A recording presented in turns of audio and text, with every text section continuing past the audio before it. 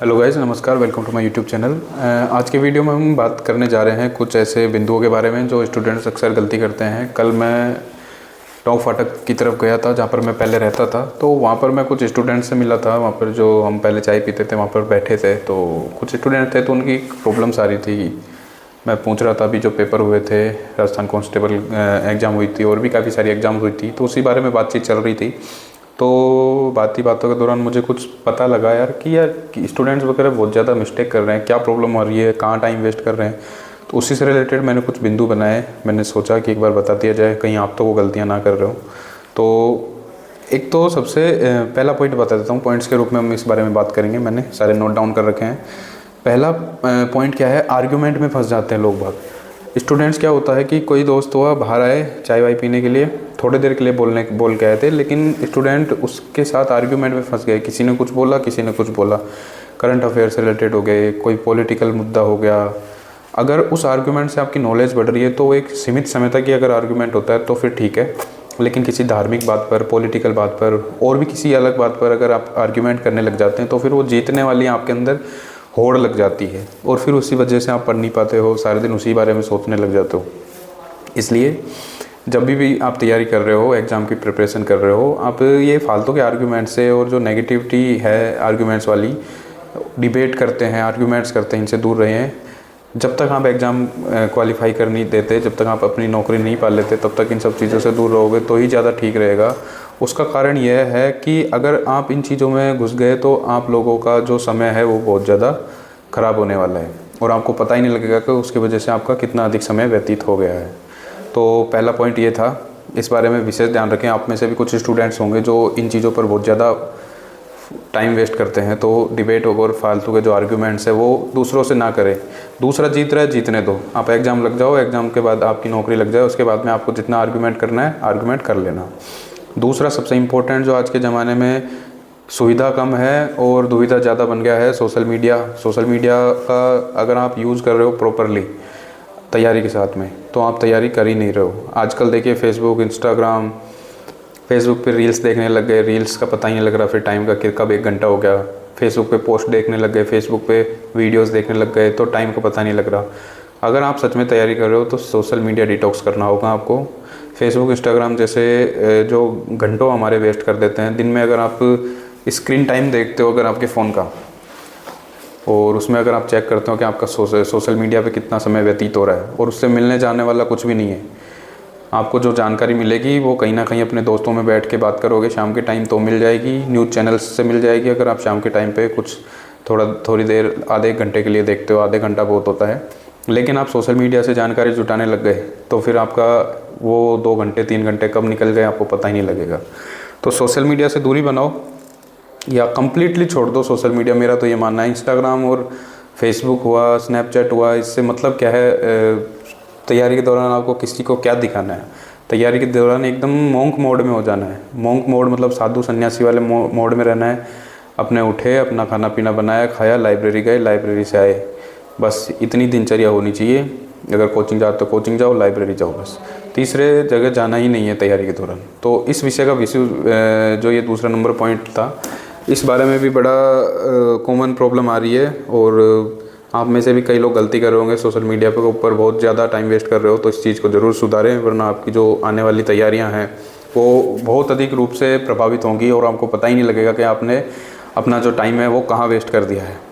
इसके बाद में तीसरा पॉइंट हम पहले भी वीडियोज़ में बात कर चुके हैं, और स्टडी प्लान बनाओ और उसे फॉलो करो। अगर आपने स्टडी प्लान नहीं बनाया तो आपको ये हो गया कि बिना मैप के, बिना प्लानिंग के आप किसी जगह दूसरे देश में जा रहे हो, तो आपको एक प्लानिंग चाहिए। अगर आप दौसा से जयपुर आ रहे हो तो आपको चाहिए कि पहले मैं स्टेशन जाऊंगा, स्टेशन तक कैसे जाना है मुझे, फिर स्टेशन से कौन सी ट्रेन पकड़नी है, किस दिशा में ट्रेन पकड़नी है, फिर वहाँ से मेरे को स्टेशन तक आना है। स्टेशन से आने के बाद में जयपुर में मेरे रूम तक कहाँ तक कैसे जाऊँगा, कितने नंबर बस जाएगी। तो मतलब बात कहने की बात ये कि स्टडी का प्लान बनाओ। बिना प्लान के पढ़ाई की शुरू कर रहे हो ना आप, अगर बिना प्लान के पढ़ाई करो तो टाइम बर्बादी है। देखिए डेली टाइम टेबल बनाओ, कब कौन सा सब्जेक्ट पढ़ना है, उसको रिवाइज कब करना है और उसके मॉक टेस्ट कब लगाने हैं। ये मान लीजिए कंसिस्टेंसी ही आपकी सक्सेस की कुंजी बनेगी। और कंसिस्टेंसी कब आएगी, जब आप टाइम टेबल बनाओगे प्रॉपर। टाइम टेबल का ये नियम होना चाहिए कि आपको डेली, अगर आप सुबह जल्दी उठ के पढ़ते हो चाहे लेट नाइट तक पढ़ते हो, कंसिस्टेंसी का मतलब ये है, टाइम टेबल का मतलब ये है, सुबह आपको 6 बजे लाइब्रेरी में जाना है तो जाना ही है। उसके अलावा फिर आपके पास कोई और आनाकानी उसमें होनी नहीं चाहिए, उसमें कुछ ना नुकुर होनी ही नहीं चाहिए। आपको सुबह जाना है तो जाना ही है।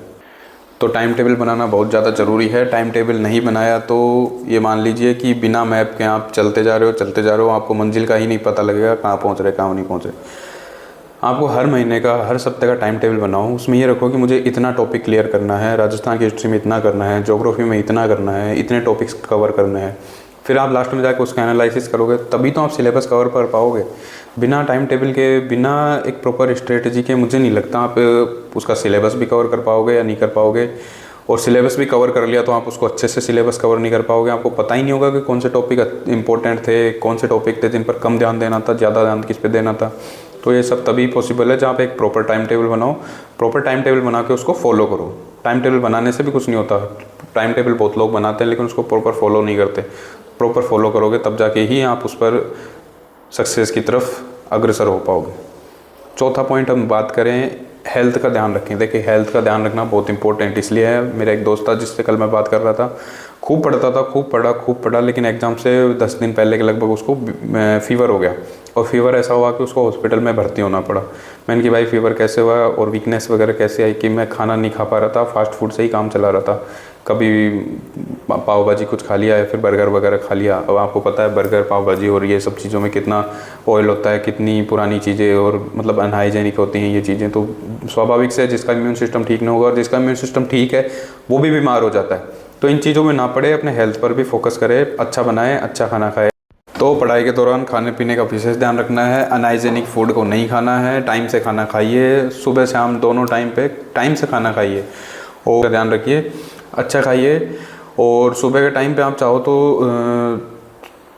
मेडिटेशन ज़रूर करिए, योगा ज़रूर करिए, चाहे आप 15 मिनट के लिए या 20 मिनट के लिए ही करें, क्योंकि उससे आपको सारे दिन बहुत अच्छा रिफ़्रेश फील होता है और आप जो पढ़ाई करते हो वो बहुत अच्छे से आप उसको याद कर पाते हो, बहुत अच्छे से आप उसको पढ़ पाते हो। आपका अच्छा दिमाग लगता है, मन लगता है पढ़ाई में, कंसंट्रेशन बना रहता है। तो हेल्थ को ज़रूर से ज़रूर प्रायोरिटी दें।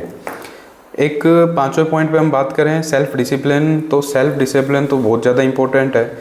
डिसिप्लिन की इम्पोर्टेंस ये है कि सुबह 6 बजे मेरे को उठ के लाइब्रेरी जानी है तो जानी ही है, चाहे कुछ भी हो जाए। सुबह 6 बजे मैं लाइब्रेरी में होऊंगा, 8 बजे तक मैं ये सब्जेक्ट कंप्लीट कर लूँगा, 10 बजे तक ये कंप्लीट कर लूँगा, 12 बजे तक ये कंप्लीट कर लूँगा। फिर मैं खाना खाने जाऊँगा, 3 बजे लाइब्रेरी वापस जाना है तो जाना ही है। इस चीज़ का विशेष ध्यान रखिए।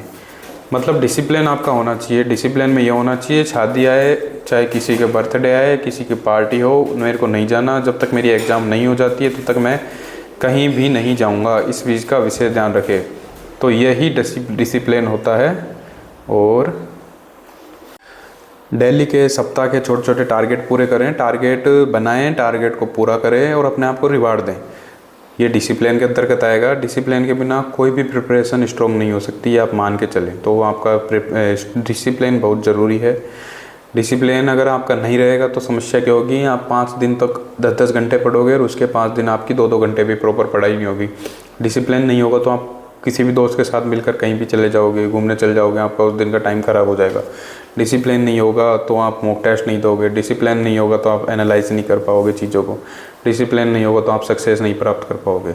उसी सक्सेस को प्राप्त करने में आपको बहुत अधिक समय लग जाएगा। मेरा एक दोस्त था, उसको तैयारी करते हुए बहुत साल हो गए थे, लेकिन डिसिप्लिन की कमी थी उसके अंदर।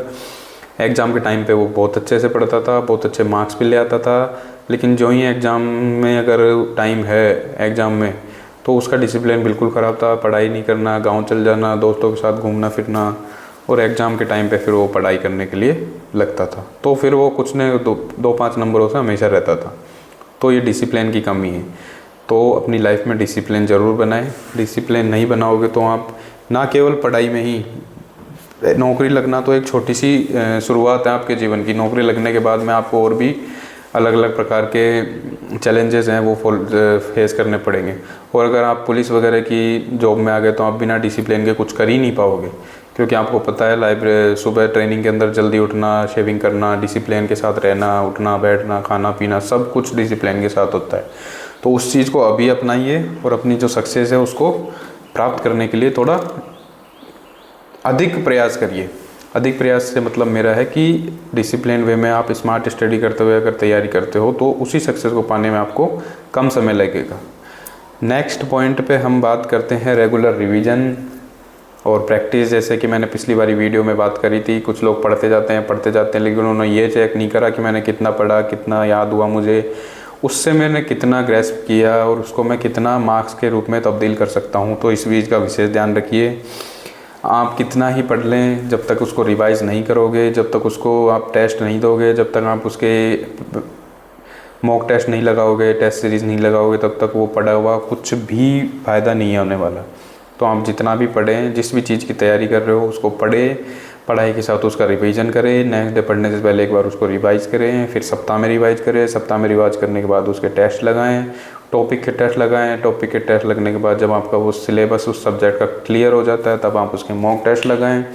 मॉक टेस्ट क्लियर हो जाता है उसके बाद में आपका पूरा सिलेबस होने के बाद उस पूरी एग्ज़ाम के सिलेबस के आपको कम से भी कम नहीं तो एग्ज़ाम से पहले 50-60 मॉक टेस्ट लगाने ही लगाने हैं। ये चीज़ गांठ बांध लीजिए।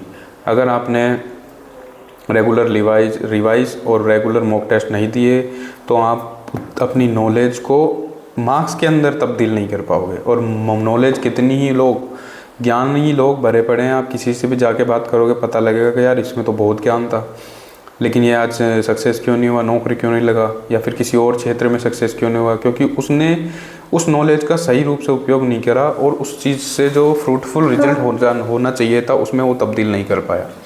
तो इस चीज़ का विशेष ध्यान रखें। अपनी जो नॉलेज है उसको मार्क्स में कैसे तब्दील करना है, और मार्क्स में तब्दील कब होगा, जब रिवाइज़ करेंगे, रिवाइज़ करने के बाद मॉक टेस्ट देंगे। तो इस चीज़ का ध्यान रखने वाली बात है। इसके बाद में एक इम्पोर्टेंट पॉइंट है, आज के ज़माने में बहुत ज़्यादा इम्पोर्टेंट मायने रखता है ये चीज़। आपकी कंपनी कैसी है, आप किस प्रकार के दोस्तों में रह रहे हो, किस प्रकार के आपका जो आसपास का माहौल है वो कैसा है, आप किस प्रकार के लोग बागों के साथ उठ बैठ रहे हो। तो ये चीज़ बहुत ज़्यादा इम्पोर्टेंट है, बहुत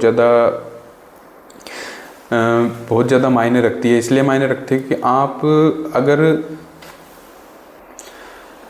अगर डेली 5 घंटे पढ़ने वाले दोस्तों के साथ बैठोगे ना, तो आप 6 घंटे पढ़ लियोगे ना उस दिन आपको ये लगेगा कि मैंने तो आज बहुत बड़ा काम कर दिया, बहुत बड़ा पहाड़ तोड़ दिया।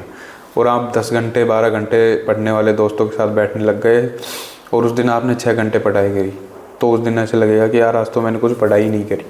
दोनों ही कंडीशंस में आपने केवल 6 घंटे पढ़ाई करी है, लेकिन पहली कंडीशन में आपको ऐसा लग रहा है कि मैंने बहुत बड़ा कोई काम कर दिया, दूसरी कंडीशन में ऐसा लग रहा है कि मैंने आज कुछ ही नहीं करा। सारा का सारा एनवायरनमेंट का सारा जो आपका एटमॉस्फेयर है, आपका जो माहौल मिल रहा है, लोग बाग यूपीएससी की तैयारी करने के लिए या फिर और भी एग्ज़ाम्स करने के लिए जयपुर दिल्ली भागते हैं लोग बाग, केवल और केवल वहाँ पर माहौल मिलता है। कोचिंग्स का तो ऑनलाइन घर पे बैठ के भी कर लिया जाता है, लेकिन हाँ कई स्टूडेंट्स ऐसे होते हैं जो अपने आप से मोटिवेटेड रहते हैं अपने आप से, लेकिन वो मोटिवेटेड ऐसे रहते हैं, फालतू लोग बागों में नहीं बैठते हैं, वो केवल अपनी पढ़ाई करते हैं। गांव में भी रहते हैं तो अपने कमरे में रहते हैं, लाइब्रेरी में रहते हैं, पढ़ाई करते हैं और सक्सेस प्राप्त करते हैं। और अगर कुछ स्टूडेंट हैं जयपुर भी आ गए, दिल्ली भी आ गए और वहाँ पे भी आपने ऐसी कंपनी देख ली जो दोस्तों में घूमना है, फिरना है, पार्टी करना है, मौज मस्ती करना है, तो फिर तो आपकी पढ़ाई होगी। इसलिए आपकी जो पढ़ाई है वो बहुत ज़्यादा इम्पोर्टेंट हो जाएगी आपके आसपास के एटमॉस्फेयर से। आपके दोस्त कैसे हैं, आपके दोस्त किस लेवल की तैयारी कर रहे हैं। अगर आप एक अच्छे लेवल की तैयारी कर रहे हैं तो अपने दोस्तों में भी उसी लेवल के दोस्तों को बनाएं।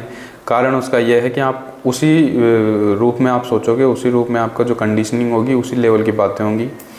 तो ये बहुत इंपॉर्टेंट चीज़ है। और ये कहावत भी है कि आप 20,000 कमाने वालों के साथ बैठोगे तो आप 20,000 तक की सोचोगे, और 1 लाख कमाने वाले के साथ बैठोगे तो 1 लाख के आपके दिमाग में विचार आएंगे। उसी प्रकार से आप कार्य करोगे, उसी प्रकार से आप मेहनत करोगे। तो ये एक हमारा पॉइंट था। इसके बाद एक लास्ट पॉइंट है, खुद पर भरोसा ज़रूर रखें। कुछ स्टूडेंट्स तो ऐसे होते हैं, मैं बात कर रहा था कल एक दोस्त से, तो बेचारा बहुत ज़्यादा कंफ्यूज हो रखा था कि यार मैंने काफ़ी सारा ट्राई किया, बहुत चीज़ें हो गई, लेकिन मैं हमेशा कुछ ना कुछ नंबर से रह जाता हूँ। मुझे लगता है कुछ ना कुछ प्रॉब्लम है, मेरे समझ नहीं आता कि मेरे बैठता नहीं है, कि एग्ज़ाम में मैं कमी कर देता हूँ, एग्ज़ाम हॉल में मेरे से क्वेश्चन गलत हो जाते हैं, आते हुए भी मुझ में ही कुछ ना कुछ कमी है। कमी आप में नहीं, कमी आपकी तैयारी में है। तैयारी में कमी इसलिए है क्योंकि आपने पहले उसके मॉक टेस्ट नहीं लगाए, आपने उसकी एग्ज़ाम जो रणनीति मांगती है, एग्ज़ाम जो रास्ता मांगती है, आप उस रास्ते पे चले नहीं। एग्ज़ाम पे चलने का एक रास्ता सिंपल सा था कि आपको उसके कम से भी कम एग्ज़ाम में जाने से पहले 50-60 मॉक टेस्ट देने थे, ताकि आपका जो वो डर है, जो आपके मन में वो भय है, जो आपकी नर्वसनेस है, वो जो आपका क्वेश्चन गलत कराती है एग्ज़ाम में सही होते हुए भी, जो आपको आता है तो वो भी आपके क्वेश्चन गलत कराते हैं, तो उसका अगर आपने पहले प्रैक्टिस कर ली होती तो कहीं ना कहीं आपको उससे फ़ायदा मिलता। तो ये चीज़ें हैं, खुद पे भरोसा रखो और तैयारी अच्छे से करो, मॉक टेस्ट दो। और मैं बता रहा हूँ ना कि जब आप एक अच्छे लेवल पे पहुँच जाते हो, अच्छे लेवल पे कैसे पहुँचोगे, आप डिसिप्लिन भी मेंटेन कर रहे हो, अच्छा खा रहे हो, आपने पूरी दिनचर्या इस तरह से सेट कर रखी है, आपका डेली का जो रूटीन है, डेली का जो कार्य है वो टाइम से हो रहा है, टाइम से आप अपना सिलेबस कंप्लीट कर रहे हो, टाइम से आप अपना जो एग्ज़ाम है वो दे रहे हो, टाइम से आप मॉक टेस्ट दे रहे हो, तो ये सब चीज़ें करोगे तो उसके बाद में आपके दिमाग में कहीं ना कहीं एक कॉन्फिडेंस बिल्डअप हो जाता है कि हाँ, मैं एक अच्छी चीज़ पे चल रहा हूँ, अच्छा कार्य कर रहा हूँ। और इसके बाद भी अगर मेरा सिलेक्शन नहीं होता तो वो अलग बात है, लेकिन आप ये सब चीज़ें करते हो, मॉक टेस्ट देना, आपने अभी जो भी हमने बात करी है सारे 8 पॉइंट के बारे में, अगर वो चीज़ें फॉलो करते हो आप, तो कहीं ना कहीं आपको एग्ज़ाम में इसका बेनिफिट ज़रूर से ज़रूर मिलने वाला है। तो ये कुछ पॉइंट्स थे जो मैंने आपके साथ आज डिस्कस करे थे। और मैं बैठता रहता हूँ दोस्तों में, अपने साथ जो दोस्त हैं कहीं वो तैयारी कर रहे हैं, मेरे से कई जूनियर भी हैं वो भी तैयारी कर रहे हैं। टॉप फाटक की तरफ मैं रहता था, वहाँ भी जाता रहता हूँ। तो जब भी चाय की तड़ीप वगैरह पे हम बैठते हैं तो इस प्रकार की बातें चलती रहती हैं, तो कहीं ना कहीं मेरे दिमाग में वो बातें रहती हैं और मैं मोबाइल में साथ के साथ नोट कर लेता हूँ कि मैं अपने जो स्टूडेंट्स हैं उनको भी कहीं ना कहीं ये बातें, क्या पता कोई फील कर रहा हो, कहीं ना कोई महसूस हो रखी हो। तो फिर मैंने वहाँ से वो बातें नोट करी और आपके साथ ये बातें शेयर करी है। आई होप कि आपको ये वीडियो पसंद आई होगी। और कोई ऐसा दोस्त है, आपकी दोस्त है, उसको अगर कहीं ना कहीं प्रॉब्लम आ रही हो अपनी तैयारी में, या फिर कहीं ना कहीं इन पॉइंट्स में से कोई मिस्टेक कर रहा हो, तो उसके साथ ये वीडियो ज़रूर शेयर करिए। और आप सभी का वीडियो को मेरे चैनल को इतना सपोर्ट देने के लिए बहुत बहुत धन्यवाद। मिलते हैं नेक्स्ट वीडियो में, तब तक के लिए जय हिंद, जय भारत।